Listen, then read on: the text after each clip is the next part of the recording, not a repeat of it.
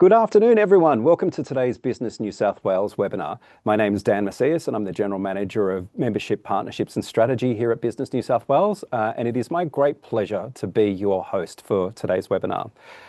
Before we begin, I would like to acknowledge the traditional owners from where we are recording today, which is the Darug people of the Eora Nation. I pay my respects to all elders past and present, and I extend that respect to all Aboriginal, Torres and Torres Strait Islander people joining us today, and the traditional owners of where you are joining us from as well. Thanks for taking the time to join us today. And this topic that we're discussing sits right at the heart of workplace health and safety. The term psychosocial is now found throughout WHS legislation, codes of practice, and regulator guidance, yet it's also probably one of the most misunderstood words and concepts for many employers. Today's session is designed to begin changing that for you, which is why I'm delighted to welcome our superstar, Elizabeth Greenwood, a Senior Policy Manager for Workers' Compensation, WHS and Regulation at Business New South Wales. Thanks for joining us today, Liz. Dan, and yes, thank you. I'm glad you called me Liz. Rather than diving straight into compliance, Liz is going to take us back to basics, explaining what psychosocial actually means, where the concept comes from, and why understanding it is essential before we even start talking about psychosocial hazards in the workplace. Today's webinar is proudly presented by Business New South Wales in partnership with EML as part of our Navigating Workplace Wellness initiative. This 3-year partnership is designed to help small and medium businesses build mentally healthy, legally compliant workplaces through practical guidance, resources, and education on workplace psychological health and safety. Before we get started, just a quick couple of housekeeping items. Today's webinar is being recorded, so it will be sent to everybody who's registered. And we are running live Q&A today to be really valuable to you. So please join us on Slido. And if you've not used Slido before, it's www.slido.com and use the hashtag NWW. That'll take you through to the Q&A page. We've got the Q&A screen right in front of us. So as those questions come up, we'll do our best to get through all of them. If we happen to be overloaded with questions today and we can't get through all of them, we will get through the ones that we missed and we'll come back to you after the webinar in the post-event thank you email. So as I hand over to Elizabeth, I want to start with a question. Liz, we're now in year 2 of the Navigating Workplace Wellness initiative. For those who are joining us for the first time, or even those who've attended a few sessions already, it's worth taking a moment to ask, what exactly is Navigating Workplace Wellness and what did we achieve together in year 1? Well, Navigating Workplace Wellness is a project that we came up with, and it's proudly supported by the EML group. It came about because there was an increase in the regulation. It's been consistently increasing over the past probably decade now, about psychological injuries and preventing it and mentally healthy workplaces. It got to the point where we were thinking, look, the regulations are escalating, but the support mechanisms and the information for small to medium-sized businesses are lagging behind. So we decided to do something about it and try and catch up. Excellent. And so how's year 1 gone so far? It's gone pretty well, but it was a bit surprising because I actually thought businesses would be further along the way. The overwhelming response to year 1, and I was lucky enough to have Macquarie University involved in the research side of things, was yes, we know we have to manage psychosocial hazards. We just don't know how to do it.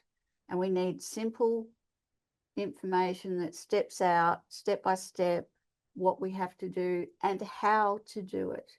So year 2, we're in year 2 now, we decided to do a bit of a deeper dive, hence the title Deep Dive, to go into how to manage the risks of psychosocial hazards. So we're starting out, July is just some background information and the fundamentals, if you like, starting with what on earth does the word psychosocial mean.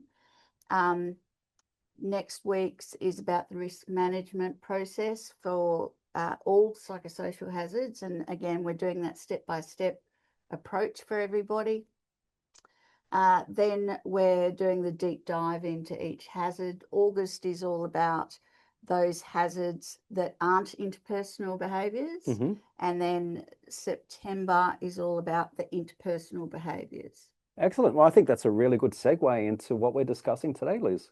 It is. So today we're talking about, explaining what psychosocial actually means in English. And what we're going to do is go through three components.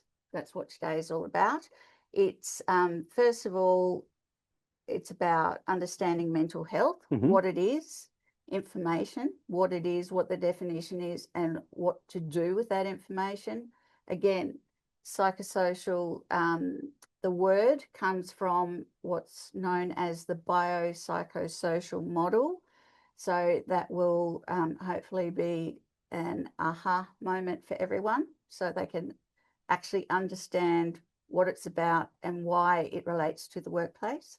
And then finally, a simple strategy. So joining all the dots, all that information, pulling it together, and then saying, okay, now you've got this information, keep this simple strategy in the back of your mind before you even start looking at the particulars of WHS laws. So, Liz, why are these three things the first important three things that we need to talk about today?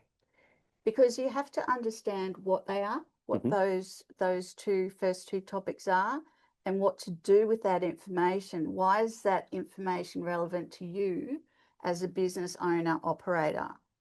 And then I suggest a strategy so you leave this webinar actually feeling a lot more confident, hopefully, than you are currently feeling about how to comply with psychosocial code of practice and the WHS laws.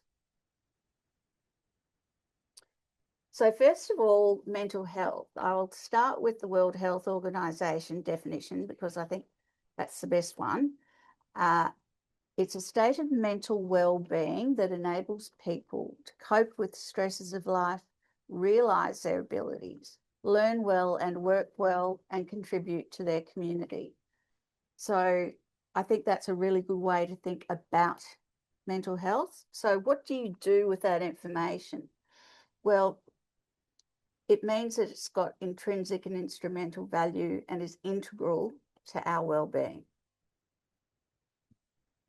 It also means that, or one thing you should remember or keep in mind, is that at any one time, a diverse set of factors may combine to protect or undermine mental health. So that's another important takeaway.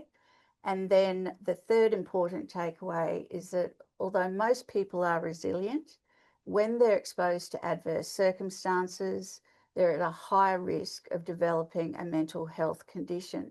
So hone in on that word risk and the adverse circumstances, because you'll begin to see how WHS starts coming in. Moving on, biopsychosocial. Okay, I really wish we came up with a better word. But psychosocial, the word psychosocial comes from a model that's the biopsychosocial model, which was developed in 1977 by, I believe, a cardiac surgeon. And it replaced another model. It's a model that explains how mental illness is caused. So the earlier model that it replaced only focused on physiological and biological aspects of the individual. So genetics, infections, everything about their physiology and biology. What the biopsychosocial model did was it added to these factors and it introduced two more, one being personality and the other one being the social world. So, Liz, I've got a question that I just want to quickly jump in with. Yeah. What's this got to do with the workplace? Because your social world is the workplace. part of your social world is the workplace. Mm-hmm. So the workforce, you're in there working together to get a result. Whatever your business produces, whatever goods and services, it takes a team to do that. And human beings aren't robots. They have feelings, and it's important to keep in mind that the workplace is part of an individual's social world. Mm-hmm. Does that answer your question? It does. Thank you. Good, good. So I'll just move on to two statements. So we've got all this information. There are two things you really need to remember. First of all, someone can be mentally healthy at one point in time in their life, yet can still experience mental illness if at another point in time their biopsychosocial balance is disturbed. So that's the first thing to remember. The second thing to remember is that the underlying theory to this model is no one individual factor necessarily by itself will cause mental illness.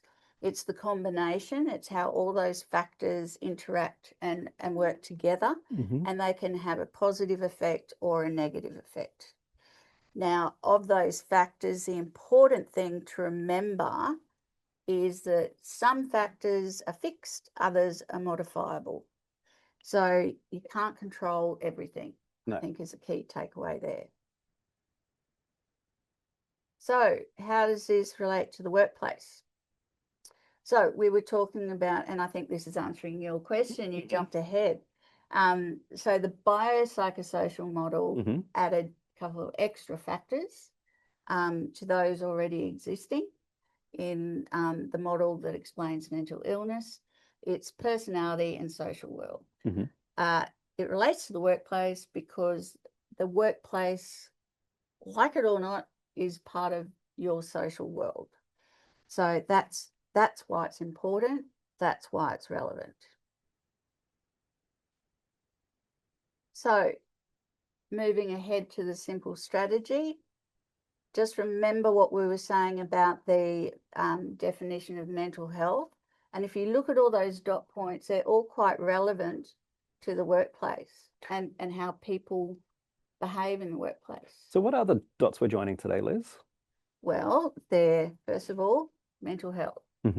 So coping with the stresses of life, realizing abilities, learning well and working well, and contributing to the community. Now, some of you might be thinking, well, what's this got to do with WHS? And what about other models? We're talking about biopsychosocial models. These other models that are specifically relating to the workplace are actually drawn from the biopsychosocial model. Don't worry, I'm not ignoring it. I will go into those other models in more detail later in the series. At this point in time, I just want to get some basics in place so we can start with a simple strategy. So that simple strategy for PCBUs or persons conducting a business or undertaking, as business owners and operators are called in WHS laws, is you reduce the risk of psychological harm being caused by the workplace. The strategy is to look at all the factors together, focus on the modifiable factors, because the modifiable factors in the workplace are the ones you can control. And your strategy should be to utilize or modify those factors so the overall effect is you increase the positive benefits and you decrease the negative aspects of those factors. So do no harm, and that's how a PCBU can do no harm. Focus on modifiable factors in the workplace and focus on it in a way that promotes the positive and reduces the negative. So just for a moment before we move on to the next slide, can we unpack modifiable factors a little bit? Sort of, what are some examples of modifiable factors that employers can focus on as a part of this joining the dot strategy? Okay, well, one is behaviours and culture. Mm-hmm. So workplace culture is really, really important, and Safe Work New South Wales really does. It has its cycle. It's got its little diagram for managing risk, and centre to that is what they call management commitment, which is pretty much interchangeable with culture. So the important thing to know is that culture of a workplace drives behaviour. So people are going to behave in a certain way. Their behaviour is influenced by the culture of the workplace. So, for example, people are going to behave badly if they think they're going to get away with it. Yep. People who don't like other people behaving badly may not even raise it as an issue if they don't think the culture is such that there'll be follow through.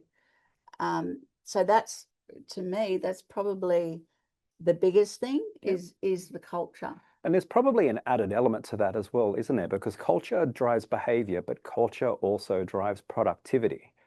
So by getting that right, they should be seeing more net benefit from the business as well.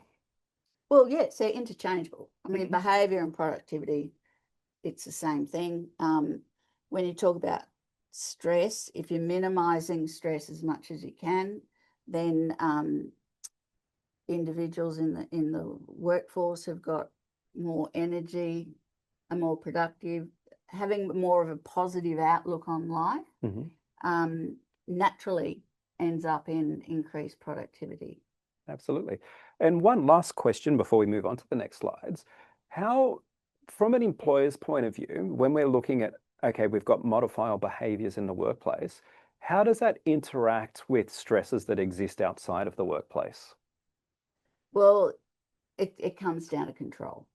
That's what it boils down to. So the good thing about WHS laws is the responsibility is not just on the business owner or operator, which WHS laws call PCBU. Yeah.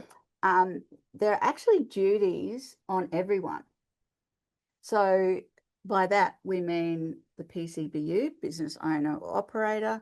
There are duties if it's a company, then on the directors and the officers, so the chief decision makers. There are duties on workers. There are duties on individuals who actually come to the workplace. So, for example, you might have noticed with various retail places, there's a sign saying, "We will treat you with respect. Don't treat us disrespectfully. Yep. We appreciate." So that's drawing a line in the sand. So that's culture, and that's saying, listen, don't you bring what's out there in here if we think it's going to harm what's in here, as it were. So I hope, does that explain No, I think that makes sense, because what I'm taking from that is that the employers have a controllable set of circumstances within work culture, but it's also incumbent upon the people, the employees, to also apply controls when they're coming into the workplace to make sure that they're bringing the best that they possibly can to that environment. It's a bit like with workers. So if you've been out on a booze bender all night and you're really hungover, don't go to work. If it's really not good, but you have to take responsibility for yourself, and that's actually the law. You also have to take responsibility for how your behaviour affects others around you in the workplace. So it's basically a shared responsibility. And I guess that's why Safe Work New South Wales are so keen on, it's not just looking after health and safety that's a duty. There's a duty to consult and to collaborate and coordinate and cooperate, work with each other. So it is a group responsibility. Each have your own individual one, but together you can work together to have a really healthy and safe workplace. It's a really good point. That's good. I'm glad you like it. So anyway, I guess that's the bottom line. Modifiable factors. Look at what's modifiable, see how they work together, try and increase the positive effect and minimize the negative effect. So just one quick couple of points I just wanted to make. You might also be wondering, okay, factors, that's one thing to talk about factors, that's pretty nebulous. What are the factors? Now, fortunately, with the regulations, I think it's 55C, there's a list of factors in the clause, and they're all factors that are related to the workplace that you need to think about. I actually look at those factors, and there are quite a few and a lot of words there, but I think the simplest way to look at those factors is you divide the psychosocial hazards in the workplace into two. You've got the physical, you've got your physical plant and equipment. So if that's not working, if they're not well looked after, if it's dangerous, if it's noisy, whatever, if there are aspects about the physical plant and equipment or the physical workplace, think about how they can be a psychosocial risk. And then you've got behaviours. And I like to split those into individual behaviours and organisational behaviour. So organisational behaviour is more the business systems, the policies, the procedures, how you go about handling change management, how you communicate, how well you communicate as an organisation, that kind of thing. So when you're looking at that list, try and slot them in that way. And next week, to help sort of build on today, what we'll be doing is looking at risk management overall, and a way of stepping through that process for psychosocial hazards, because it's a bit different from your physical hazards. Your psychosocial hazard, for example, someone might be feeling unsure. They might be quite junior and not feel confident that they know how to do something properly, but be a bit too scared to ask. So that's a lack of adequate training or supervision. That's a hazard, but it's also a control. So if someone's not feeling confident, then if you go to them, if you notice that someone's a bit hesitant or what have you, and say, look, how are you going? Do you need any help? Then the control actually is the increased supervision and that extra help, that extra training. So that's what we're doing next week. So hopefully everyone can join us. Absolutely. Okay, so we're now moving over into the Q&A. So just a reminder to all of our guests who are joining us today, if you do have any questions, if anything that Liz has talked about so far has piqued your interest, please head over to www.slido.com, use the hashtag NWW, and please ask your questions. So we did have a couple come in advance, and I see there's already questions come through on Slido, but I might start with one of my own first, if you don't mind. Ask for your indulgence. Why do you think the term psychosocial has become so misunderstood, particularly for small to medium business owners? I think because it's a word that's bandied around a bit. And that's why I wanted to explain that the word psychosocial comes from that model, the biopsychosocial model. So they're the hazards. The focus is on hazards, and those hazards or factors in combination can result in mental illness. I hear people talk about psychosocial injuries. Well, it's not a psychosocial injury. It's a mental illness, which for workers' comp purposes is a psychological injury if it was caused by psychosocial hazards in the workplace. But it's not a psychosocial injury. It's a psychological injury. There's also a theory out there about psychosocial safety, which is using the word in its proper sense, but it's a more subjective thing. It's how safe do you feel in your psychosocial environment, and it's a subjective thing. You need to separate that, although it's important for a business owner, operator, and employers to keep tabs on psychosocial safety and whether people feel safe to speak up in a workplace.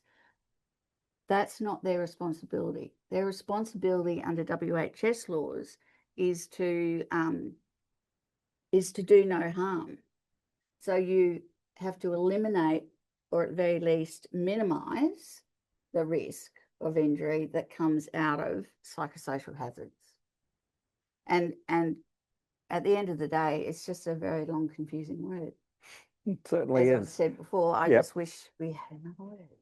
No, but that's why I think sessions like today are so important, because we can actually start to unpack that, particularly for small to medium business owners who probably hear psychosocial injury. They hear all these terms, and with the stresses themselves of running their own businesses, to try and stay abreast of all of this, this is why sessions like today are so valuable.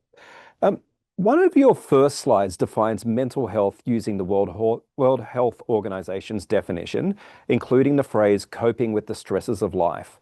Why is that element so important when we think about psychological health in the workplace? Because, and I've got to say, Dan, you're stealing my thunder for webinar number 2. I'm trying to step this out. This is a good leader into that. I mean, we'll unpack it in more detail next week, but I think it's a great place to start. Yes, we will. And actually, it's a source of confusion and dismay for business owners, because the reaction is, well, stress is normal. Work in this workplace is stressful. Yes, it is stressful. There's nothing you can do about that. And stress is a natural reaction. It's part of our being. It's fight, flight, or freeze. It's actually a mechanism that can protect us. But what you've got to do is understand it's not just stress, it's prolonged stress that then leads to psychological injury. So the focus, don't get caught up so much on eliminating every type of stress, because you can't. That's just not possible. What you need to focus on is when that stress becomes prolonged stress, that's when it becomes harmful. That's what you need to do to jump in and manage those risks. So that's why, for example, pilots have and truck drivers have downtime. You're not a robot. You can't just get behind a truck and drive for 24 hours. You need to have downtime. So you need to protect, you need to avoid having prolonged stress, because that that heightens the risk of harm. That makes sense. Liz, for businesses just starting their psychosocial risk management journey, what's the one mindset shift you'd like employers to take away from today's session before they even start thinking about compliance? Just think in terms of what I've been saying. Factors, modifiable factors. Just have a look around your workplace. What's in your workplace, which factors in your workplace could be contributing towards stress. And from an employer's perspective, why is focusing on modifiable factors so important? because they can control it. And that's all that anyone can ask of a business owner or operator. If you look at what you can control, Yep. and if you can control it, you should be doing something about it, and understanding that those factors can have a positive or a negative effect is the start of the journey. Excellent. Yes. I've got one more before we move over to our member questions, Okay. which is because I'm seeing they're up there, but my eyesight's not good enough to. I've got you covered there, Liz. Thank You explained that the workplace forms part of a person's social world. Can you explain why that's such an important connection for employers to understand and how it influences psychological health at work? Well, we spend so much time, and really, connections matter. You know, that's why isolated workplaces are really important to manage well. I was reading a book the other day, and it said that solitary confinement, that's probably the most harmful thing that could happen to a prisoner because they haven't got any connections, and that's probably the most harmful thing for anyone's mental health. So, you know, I mean, there's that saying, no man's an island. We're a society that human beings interact, they have a need to connect with others and interact with each other rather, and you just can't ignore that. You can't ignore that in any scenario. And really, as I said before, we're not robots. Yeah. I mean, that's why you say to your kids when they're at school, if you see someone sitting by themselves, go and say hello, introduce yourself. It's a really important factor. We're part of society. And I think that's a really great way of explaining it, because it also draws into the earlier point of the connection between culture and behavior and culture and productivity, because that's where, you know, by getting that right and understanding why that's an important part of an employee's, you know, mental health journey and mental health at work, the benefit comes to the business naturally as part of that. Yes. Yeah. Interesting. So I'm going to move over to some of our member questions, and the first one is, what processes are in place to support and destigmatize carers in the workplace, considering their extra personal stresses? How much awareness is there of carers, New South Wales carers and employers program? Well, I'll answer the second part first. I personally am not aware of that program. I know there are carers. I have myself gone through a stressful few years with both of my parents, and I just thank, you know, the powers that be, that my sister's in Brisbane and can be nearby, and I can ring her at a drop of a hat, and she can go and visit my mother, and back in the day visit Dad. So it is important. In terms of stigma, there's a whole theory around stigma, I think, and I should say I'm not a psychologist, so, you know, I can't sort of delve into the theory of stigma, but there's a lot of work that's been done about it. And I think step one is to talk about it. Yeah. And, you know, a bit of a desensitization aspect. I mean, we've already got carers in terms of, we've got carers leave with sick leave. Yep. So, you know, you shouldn't be ashamed to say, I need to take leave to look after my significant other or to look after my child.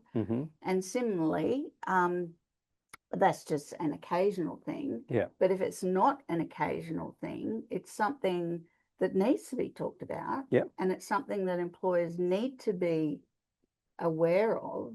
And if they give that balance, then employers will get more out of their workers. Oh, absolutely. And I can talk to that from personal experience as well, because when my father was on his terminal cancer journey, I had a really good conversation with my employer at the time and said, this is what I need and this is where I need to be right now. I still want to Mm, continue working through this. mm, And it was one of the most supportive experiences I've ever had because mm, they mm. made everything available within what they could control, to be able to support me through that journey. And I think it all started with the conversation. It all started with them understanding, and then being helpful for that journey. Well, I had a similar experience that, and it was here Hmm. actually, with my father. I got a 3 a.m.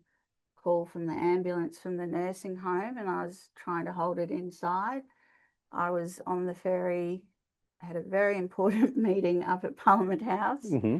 and I got on the ferry. It started heading into the CBD, and I just burst into tears, and I Hmm. couldn't stop crying. Yep.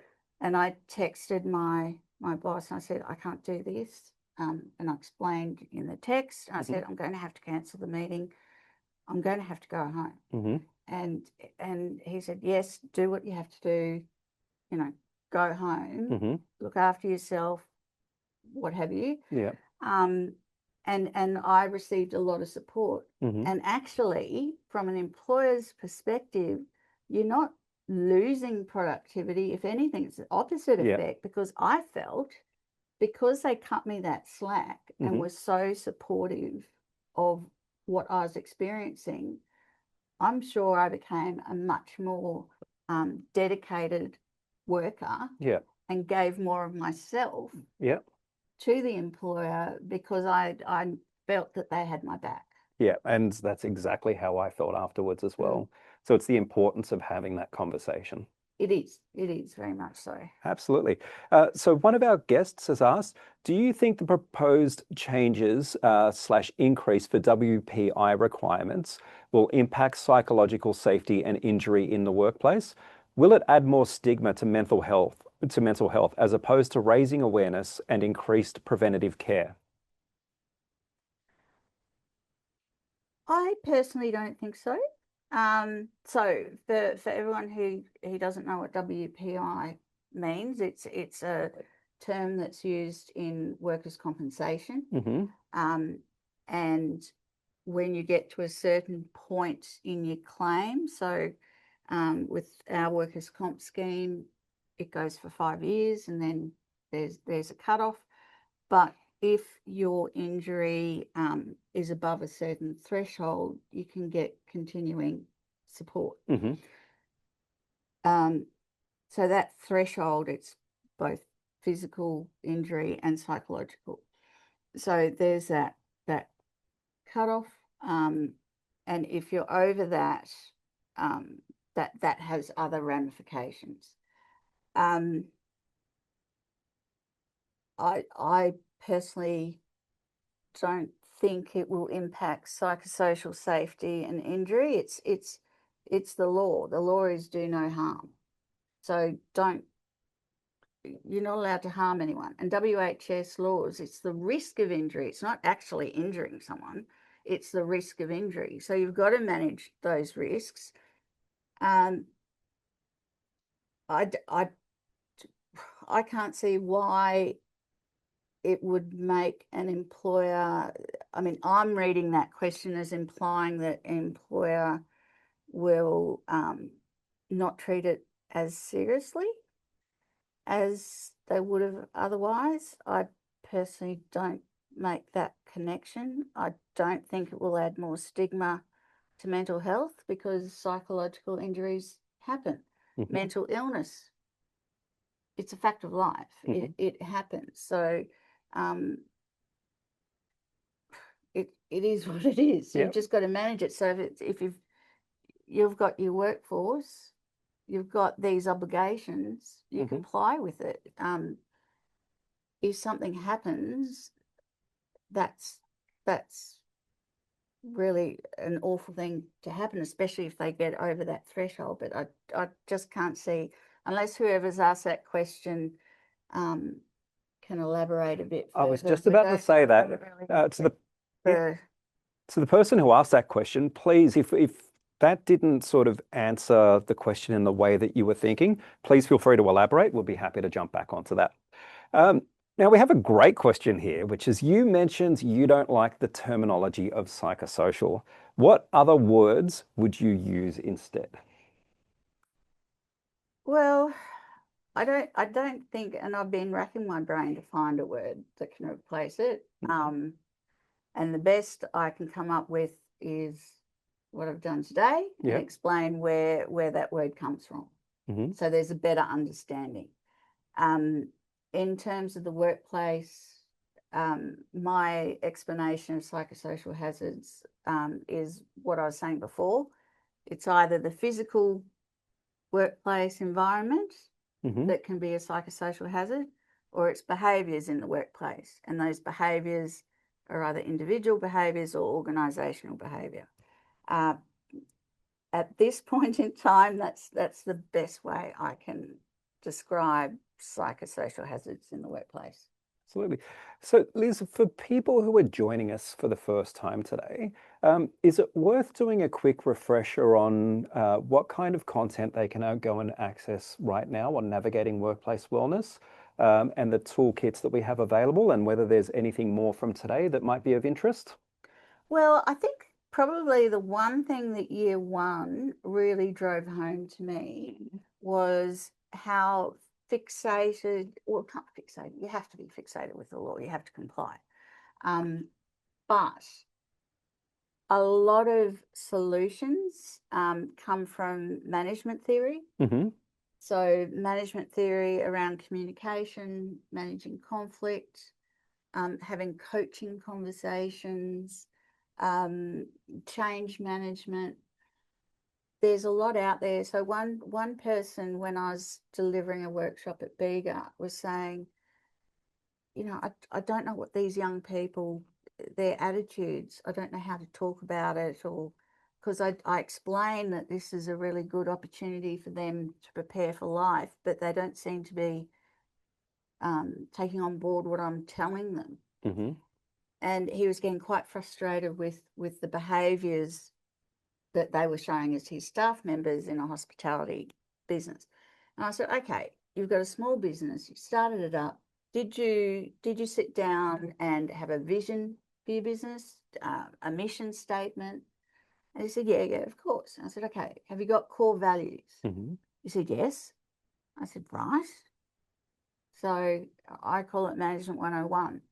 Your core values for your business. And I said to him, why don't you just print it out on an A4 page, whack it up on the wall, Hmm. and then if someone's not behaving in accordance with those core values, you can pull them over to one side quietly and say, look, this is what I expect in my workplace, in my business. And that's my expectation. So I think a lot of it's setting expectations. It's not just a legal obligation. You've got to manage people as well. Hmm. So you're managing your legal obligations and you're managing people, and that's what we've brought together Yeah. on the website. So I've got guides in there, other workplace laws, not just WHS. Even though we're focusing on prevention, I've got the latest workers' comp, Hmm. and I've got another one in the pipeline about how to comply with that. And then we've got the Management 101, what I call Management 101 webinars. So perhaps have a look. Open to feedback. This website is for the small to medium sized business owner, operator, Hmm. whatever we can do to help them run their business and manage these hazards. I'd be more than happy to help. Absolutely, and we're going to have some links in the post-event thank you email, but it's www.navigatingworkplacewellness, all one word.com. Thank Excellent. you. So, Liz, we're reaching the end of the webinar now, or for today's session, but this is just the beginning, the tip of the iceberg of a series that we've got coming up over the next couple of months. So, I know you elaborated in the beginning on what they are, but can we just get a quick reminder of what's coming up next week and what the series is going to entail as it develops? Yes, so we've divided it into the basics. So Hmm. July we've got two webinars. today's, and then next week's is about the risk management process. And through workshops that I delivered last year, I started off with that circle, cycle, whatever you want to call it, in SafeWorks guide, and I kind of pulled that apart and put it back together, and I've come up with a safety staircase, which was received rather well. So I'll go through that. Yep. And then, as we said, behaviours. So organisational behaviours, that's the focus of the 4 August webinars. So change management, conflict management, that type of thing. Mm-hmm. And then September is all about the individual behaviours. So interpersonal conflict, bullying, harassment, discrimination. And I'm also, because we have the new workers' comp laws, only some of those hazards, if they result in a psychological injury, only some of them will be compensable under workers' comp laws. Not all of them will be compensable, but all of them are subject to WHS laws. So you need to prevent psychological injury caused by any of those psychosocial hazards. So the primary focus, as I said, for this year is on prevention, as opposed to, you know, after if an incident or illness occurs. That's for next year. So keep posted, everybody. Yep. That's for next year. So we have a wealth of content coming, in other words. We do, and we just keep pushing it through. For example, today someone sent through a question. How do I explain this concept in an easy way for a toolbox talk? Yep. And I've created, I don't know if you can see that, but I've got a little table up the top is what the psychosocial, like the regs say. Yep. The clauses in WHS regulations, and underneath is my very quick explanation how you can explain that to your workforce during a toolbox talk. Excellent. So Liz, we've had 2 more questions quickly come through. I think we've got time to squeeze those in before we say goodbye for the day. I think the second one is the elaboration to the earlier question. Oh, okay. So it says physical injury WPI sits around 15%, but psychological WPI increases to 30%. The burden of proof on the individual to prove an invisible injury has doubled. The concern in my network is the impact of psychosocial is considered less than a physical accident, therefore less is to be considered. Oh, okay. Right. I personally wouldn't say a psychological injury is less than a physical one. If anything, to my mind, it's the other way. A physical injury, well, I think it's subjective. If it can be a concern, yes, definitely, but I don't think that's a commonly, well, in my circles, shared view. But there's also with the increase in the WPI, there will also be a statutory review into that. So at the moment, there's a piece of work being done with, I think his office is a chief psychiatrist. Yes. There's a piece of work being done about how to measure the WPI. So I think if you have that concern and you want to get involved, I would encourage anyone who has concerns like that to get involved either with that process or later down the track in the next year or so when the parliamentary committee holds a statutory review into the effectiveness of it and the impact of that in the workers' comp scheme. Please put in submissions. If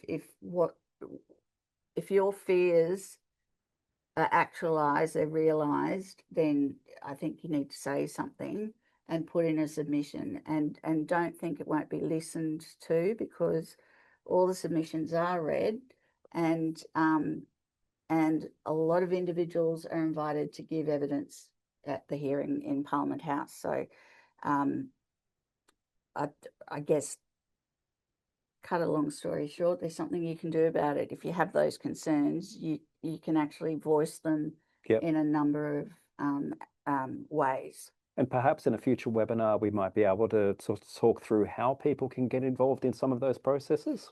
Yes, definitely, definitely. And look, please, I would like to understand this a bit more. So if I can help in whatever way, I will, because obviously I'm very involved in both the WHS scheme and the workers' comp scheme, and I personally appear at these hearings, and Business New South Wales put in submissions, even if it's an example or a case study that someone wants to provide to us for inclusion in our submission. More than happy to do that. Yep. That's my job. So to the person who asked that question, and thank you for the elaboration as well, please reach out. Please connect with Liz, send her an email, connect with her on LinkedIn. If you can't find Liz for whatever reason, my details are out there, so please connect with me and I'll put you in touch with Liz, because we'd love to know a little bit more about that perspective, and then think about how we consider that in our activities as well. Definitely. Excellent. So the last question for the day, Liz, you explained well the terminology. Thank you. Oh, that's my pleasure. I'm glad it helped someone. Absolutely. My team will ask, but what are we looking for? We work in aged care, support at home. What expectations / communication do we set or provide? That's actually a tricky one, because you're asking, when you're going to someone's home, you're asking someone who may possibly have dementia to respect boundaries. Okay, I cannot answer that off the top of my head. However, we have members who are in the aged care industry and who do provide services and support at home. So what I can do is reach out, and actually that's one thing that came through in year one, is a lot of people were asking for industry specific information. So I can reach out to my contacts and talk it through, and write a blog, put some information on the website.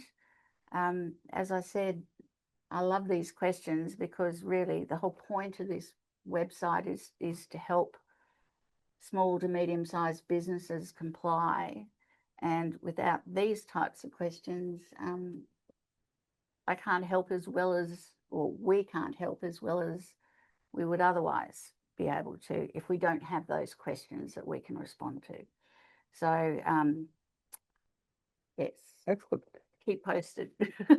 So thank you everyone for joining us today. We'll wrap up at that point there. If we could, hang on, I'll just give you what I will do is, I've got a QR code there that takes you straight to our website. I have a monthly newsletter. There are feedback forms in there. So if you just scan that QR code, you'll go to the website.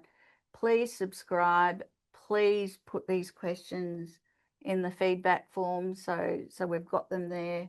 And I'll just keep adjusting the information and modifying the information and responding as they come through. Yes, absolutely. And Liz, when is our next webinar? Next week. Same bat time, same bat channel. So excellent. So if you haven't registered for next week's session, we will make sure that we get the links out to you in the post-event thank you email. But we would really love to have you join us again next Thursday as we continue. Next Wednesday, sorry, Wednesday. Got my words confused. Wednesday Wellness. Not hard. I know, I've got to remember that one. So my mistake. My apologies, Liz. But Thank you all for You're taking the welcome, time. I should say, not you're welcome. Thank you for taking the time out of your day to join us today. I know that it's a big commitment for many business owners to give up their lunchtime to deep dive into some of these topics. We really hope that you've taken a lot of value from today. As Liz said, please come through with more questions. Please come through to Navigating Workplace Wellness. Please, if anything on your mind or any questions, let us know, because we would love to be responsive and we would love to help support you through this journey. Please join me in thanking Elizabeth Greenwood. Thank you for her excellent presentation today. Also, my big thanks to the email group for their great partnership in helping making Navigating Workplace Wellness possible. And finally, again to you, thank you for the time that you've invested in joining us today. We look forward to seeing you next Wednesday at the same time. Thank you and good afternoon. Bye.